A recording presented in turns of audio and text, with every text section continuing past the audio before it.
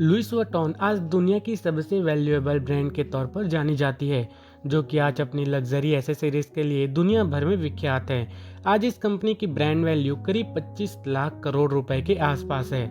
पर आपको यह जानकर हैरानी होगी कि इतनी बड़ी कंपनी की नींव रखने वाले या फिर कहें तो इस कंपनी के संस्थापक लुइस वुइटन के पास न तो कभी सर ढकने के लिए छत थी और न ही 2 वक्त की रोटी का कोई बंदोबस्त था। महज 10 साल की उम्र में ही उनके जीवन में कुछ ऐसी घटनाएं घटी जिन घटनाओं ने उनके जीवन को पूरी तरह से बदल कर रख दिया। इस वीडियो को पूरा जरूर देखिएगा, क्योंकि यह स्टोरी आपको आपके जीवन की एक बड़ी सीख दे सकती है। लुइस वुइटन का जन्म सन 1821 में फ्रांस के एनके में हुआ था।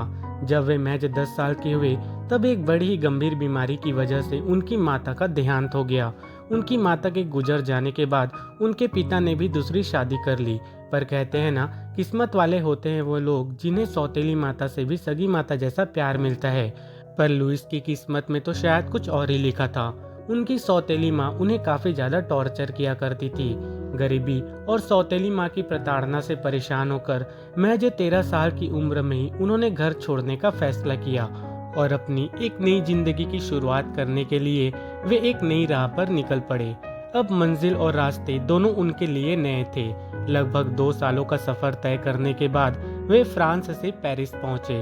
अब उस समय उनके पास इतने पैसे तो नहीं थे कि वे अपनी यात्रा के दौरान किसी साधन के पैसे चुका सकें। इसलिए फ्रांस से पेरिस तक का सफर उन्होंने पैदल चलकर ही तय किया था।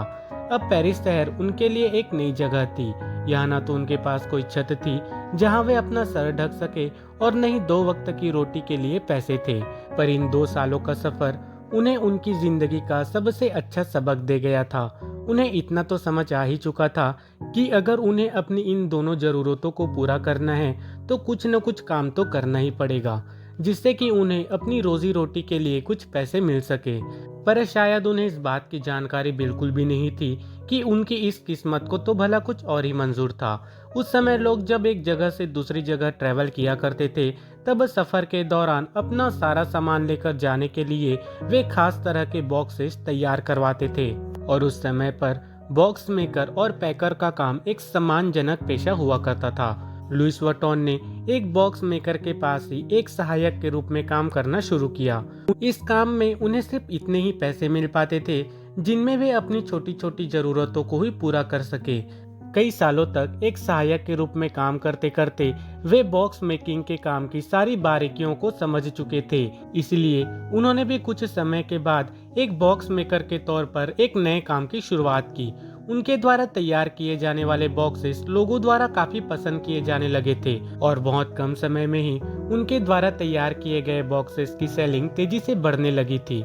अपनी इस काबिलियत की वजह से ही वे काफी कम समय में लोगों के बीच काफी ज्यादा पॉपुलर होने लगे थे। उनके इस काम की तारीफ पेरिस के कोने कोने में गूंजने लगी थी। साल 1953 का समय उनकी जिंदगी में एक नया मोड़ लेकर आया। सन 1953 में राजा नेपोलियन बोनापार्ट की पत्नी, जो उस समय फ्रांस की रानी हुआ करती थी, जब उन्हें लुइस वुइटन के द्वारा तैयार किए बॉक्सेस की तारीफ सुनी, तब वे उनके इस काम से काफी ज्यादा प्रभावित हुई। उन्होंने लुइस को अपने निजी बॉक्स मेकर और पैकर के रूप में नियुक्त किया। महारानी का सारा बेशकीमती सामान वे बड़ी ही खूबसूरत पैकिंग के साथ उनके महल से समुद्र तट पर मौजूद उनके रिसोर्ट तक पहुंचाने लगे।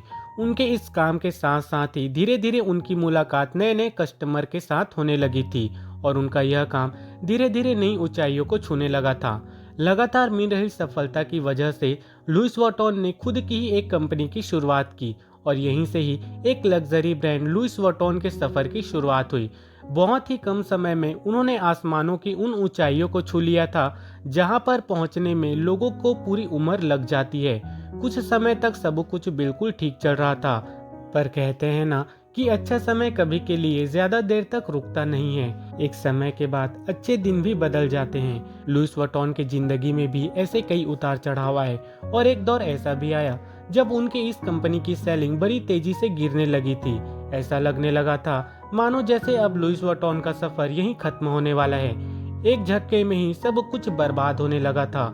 पर लुइस वुइटन भी हार मानने वालों में से नहीं थे। उन्होंने समय और चलन के हिसाब से अपने बॉक्सेस में कुछ बदलाव किए और धीरे धीरे सब कुछ ठीक होने लगा। हर बार की तरह इस बार भी उन्होंने परिस्थितियों को घुटने टेकने पर मजबूर कर दिया था। धीरे धीरे उनकी जिंदगी की रेलगाड़ी पटरियों पर वापस दौड़ने लगी थी। फिर उन्होंने कभी वापस मुड़कर नहीं देखा और अपनी लगन और पूरी मेहनत से एक छोटी सी कंपनी को दुनिया की सबसे प्रचलित और वैल्यूएबल लग्जरी ब्रांड में तब्दील कर दिया, जिसे आज हम सब एलटी यानी कि लुइस वुइटन के तौर पर जानते हैं। जरा सोचिए, क्या होता अगर वे बचपन में ही अपनी परिस्थितियों के सामने घुटने टेक देते, तो आज इस दुनिया को शायद एक नायाब हीरा न मिल पाता। चलिए आज के लिए बस इतना ही। एक नई वीडियो के साथ आप सभी से दोबारा मुलाकात होगी।